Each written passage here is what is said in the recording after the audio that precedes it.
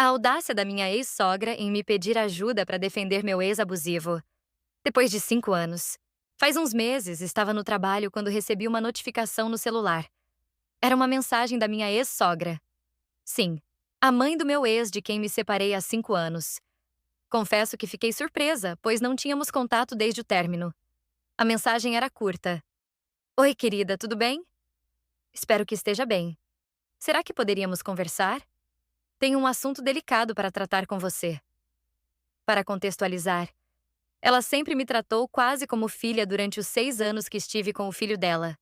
Uma pessoa aparentemente compreensiva, carinhosa, sempre muito gentil comigo. Nos jantares de família, ela me defendia quando o resto da família fazia comentários desagradáveis. Ela me dava presentes nos aniversários e natais. Uma vez, quando fiquei doente e meu ex não me ajudou, voltarei a isso depois. Ela até me ligou preocupada perguntando se eu precisava de algo. Mas ela sempre foi extremamente permissiva com o filho. Mimava ele pra caramba. Literalmente cozinhava, lavava, passava pra ele até quando ele já estava na casa dos 30 anos. Nunca o responsabilizava por nada. Quando ele ficava meses desempregado por não encontrar um trabalho à altura de sua inteligência, ela mandava dinheiro. Quando ele falava grosserias na mesa de jantar, ela ria como se fosse a coisa mais adorável do mundo. Depois de horas pensando se deveria responder, afinal, superação e vida que segue, né? Decidi que não haveria mal em ao menos ouvir o que ela tinha a dizer. Respondi simplesmente: Olá, tudo bem sim, obrigada. Podemos falar sim. Quando seria bom pra você? Não demorou 2 minutos para meu telefone tocar. Era ela, aparentemente aguardando ansiosamente minha resposta. A conversa bizarra. Filha, que bom ouvir sua voz. Como você está? Já terminou a faculdade de Direito? Está advogando? Ela começou com aquela voz melosa que eu conhecia bem. Respondi educadamente, contando brevemente sobre minha carreira, que, felizmente, está indo muito bem desde que me livrei do peso morto do filho dela. Ela parecia genuinamente interessada, fazendo perguntas sobre onde eu estava trabalhando e se eu estava feliz. Depois de uns 10 minutos de conversa fiada, ela começou finalmente a revelar o verdadeiro motivo da ligação. Querida, as coisas não têm sido fáceis por aqui, ela disse com voz agora embargada.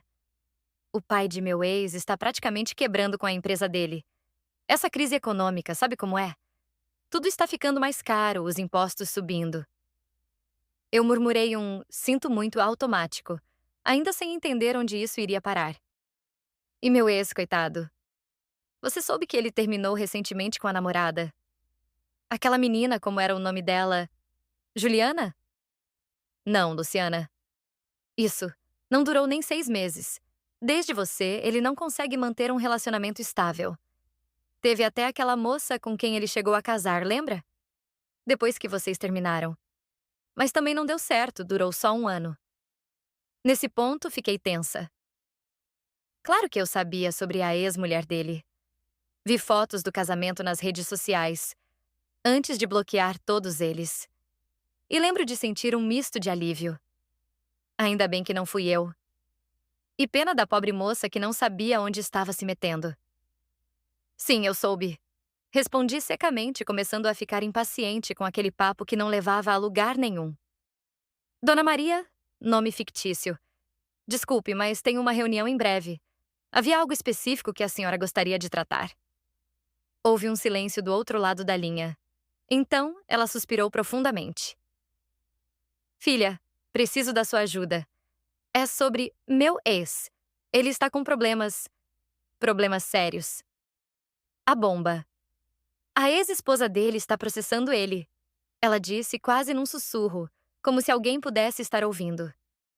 Está acusando meu filho de coisas horríveis. Abuso sexual e perseguição. Meu estômago afundou. Não de surpresa, devo admitir, mas de uma terrível confirmação. Era como se uma parte de mim sempre soubesse que um dia algo assim aconteceria. Ela é, sabe, autista. Continuou minha ex-sogra como se isso explicasse algo. Não muito severo, mas o suficiente para ter algumas dificuldades de interação social. Dizem que ela está distorcendo as coisas, que não entendeu direito as situações. Percebi que ela estava sendo deliberadamente vaga. Que situações, exatamente? Swinguei perguntei, embora já pudesse imaginar. Ah, filha, não tenho detalhes. São coisas íntimas de casal, você entende. Mas conhecendo meu filho como conhecemos, sabemos que ele jamais faria mal a uma mulher intencionalmente. Ele pode ser um pouco intenso às vezes, mas não é uma má pessoa. Foi aí que entendi onde ela queria chegar. O advogado dele sugeriu que conseguíssemos depoimentos de ex-namoradas, pessoas que o conhecem bem, para atestar seu caráter. Como vocês ficaram juntos por tanto tempo e o término foi amigável, pensei que talvez você pudesse nos ajudar. Só precisa escrever uma cartinha falando que ele sempre te respeitou, que nunca demonstrou comportamento agressivo ou abusivo. Isso poderia ajudar muito o caso dele. Fiquei literalmente sem palavras por alguns segundos. Minha cabeça girava tentando processar a audácia daquele pedido. Término amigável? Amigável. Ela realmente acreditava nisso ou estava reescrevendo a história para se sentir melhor? Enquanto ela continuava falando, detalhando como esse depoimento seria importante e como ela ficaria eternamente grata, minha mente foi inundada por flashbacks dos 6 anos de inferno que vivi com aquele homem. Lembrei-me do início do relacionamento. Como ele parecia tão inteligente, articulado, cheio de opiniões sobre tudo. Como ele me fazia sentir especial por ter sido escolhida por alguém tão brilhante. Como ele dizia que eu era diferente das outras garotas, que eu o entendia como ninguém. Lembrei-me de como, gradualmente, ele começou a questionar cada opinião minha. No começo eram debates intelectuais, onde ele sempre precisava ter a última palavra. Depois se tornaram discussões onde eu era sistematicamente diminuída. Você está sendo ilógica. Isso não faz sentido nenhum. Você está sendo controlada por suas emoções, e não pela razão. Não é possível que você realmente acredite nisso. Ele fazia isso na frente dos amigos, da família, de estranhos. Ninguém intervinha, porque ele era tão eloquente, falava tão rápido e tão alto que ninguém conseguia interromper. Alguns até achavam divertido, como se fosse um show intelectual, sem perceber que eu estava sendo demolida palavra por palavra. Lembrei-me de como ele começou a criticar meus amigos. O João só quer te levar para a cama, você não percebe isso? A Mariana é uma invejosa. Ela só anda com você porque se sente superior. Seu grupo da faculdade é tão medíocre intelectualmente, dá pra ver que você fica entediada perto deles. Um a um, fui me afastando de todos. Era mais fácil do que lidar com as críticas constantes dele quando eu voltava de qualquer interação social. Minha família também não escapou. Sua mãe é muito invasiva. Você precisa impor limites. Seu pai claramente tem problemas com bebida, mas vocês fingem que não vêm. Sua irmã só te procura quando precisa de algo. Eventualmente, eu só via minha família em ocasiões especiais, sempre com ele ao lado, sempre controlando a narrativa. Quando fomos morar juntos, as coisas pioraram dramaticamente. Ele estava desempregado, por escolha, pois, segundo ele, os empregos disponíveis eram abaixo de sua capacidade intelectual. Enquanto isso, eu estava no último ano da faculdade de Direito, fazendo estágio não remunerado em um escritório prestigiado, esperando ser contratada ao me formar. Nossa rotina? Eu acordava às 5h30, preparava o café, ia para o estágio, depois para a faculdade, voltava por volta das 23 horas, exausta. Ele passava o dia em casa, jogando videogame ou estudando para concursos que nunca prestava. A casa estava sempre um caos. Louça acumulada de dias, roupas pelo chão, comida estragando na geladeira. Quando eu pedia ajuda, ele dizia: tarefas domésticas são degradantes. Não vou desperdiçar meu potencial intelectual lavando pratos. Ou então, você é muito neurótica com limpeza, isso é problema seu. E o sexo? Esse é o ponto que até hoje tenho dificuldade em admitir para mim mesma. No início do relacionamento era bom, atencioso, mas com o tempo tornou-se cada vez mais sobre ele, suas necessidades, seus desejos. Quando eu não estava no clima, geralmente por estar exausta ou magoada com algo que ele tinha feito, ele insistia, manipulava, fazia-me sentir culpada. Você não me ama mais? É assim que você demonstra gratidão por tudo que faço por você? Você tem noção de como é frustrante para um homem ser rejeitado? Às vezes eu cedia, apenas para ter paz. Outras vezes eu ficava firme, e ele ficava dias me tratando com frieza calculada, punindo-me por ter dito não. Houve ocasiões em que ele simplesmente não parava quando eu dizia que estava desconfortável. Não era violento no sentido físico de forçar, mas continuava mesmo quando era claro que eu só queria que acabasse. Ele chegou a me dizer, explicitamente: sexo não é sobre prazer, é sobre poder. É a forma mais básica de dominação. O incidente que finalmente me fez perceber que precisava sair daquela relação aconteceu quando fiquei terrivelmente doente com uma gripe. Tinha febre de 39 graus Celsius, estava vomitando, mal conseguia levantar da cama. Ele estava em casa, como sempre. Pedi um copo d'água. Sua resposta? Estou no meio de uma partida online. Não posso pausar agora. 2 horas depois, desesperada de sede e cada vez pior, pedi novamente. Não sei o que você quer que eu faça. Não sou médico. Usando o resto de minhas forças, liguei para minha mãe, que morava a 40 minutos de distância. Ela largou tudo e veio imediatamente, trazendo remédios, sopa caseira e ficando comigo o dia inteiro. Meu ex ficou visivelmente irritado com a presença dela, como se ela estivesse invadindo seu espaço. Mais tarde, quando melhorei, ele me acusou de ter exagerado na doença para chamar atenção. Foi nesse momento que percebi. Esse homem não se importava comigo. Eu poderia literalmente estar morrendo, e ele não moveria um dedo para me ajudar. Comecei a planejar minha saída secretamente. Demorou 3 meses até eu conseguir juntar dinheiro suficiente e encontrar um lugar para ficar. Quando finalmente disse que estava indo embora, ele passou da incredulidade à raiva, depois ao desespero. Você não pode me deixar. Eu te amo mais que tudo. Sem você não tenho razão para viver. Vou me matar e será sua culpa.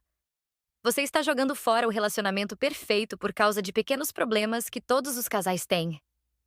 Ele chorou, implorou, ameaçou. Por um momento quase vacilei. Mas então me lembrei daqueles dias de febre, sozinha, enquanto ele jogava no quarto ao lado. Me lembrei de todas as noites que chorei silenciosamente no banheiro para não incomodá-lo. Me lembrei de como havia perdido a mim mesma naquele relacionamento. E fui embora. O retorno. Nos anos seguintes, reconectei-me com amigos e família. Terminei a faculdade, fui contratada pelo escritório onde estagiei, comecei a construir minha carreira. Fiz terapia, muita terapia. Aprendi a reconhecer sinais de alerta em relacionamentos. Lentamente, recuperei minha autoestima e confiança. Descobri por amigos em comum que ele se casou menos de um ano depois que terminamos.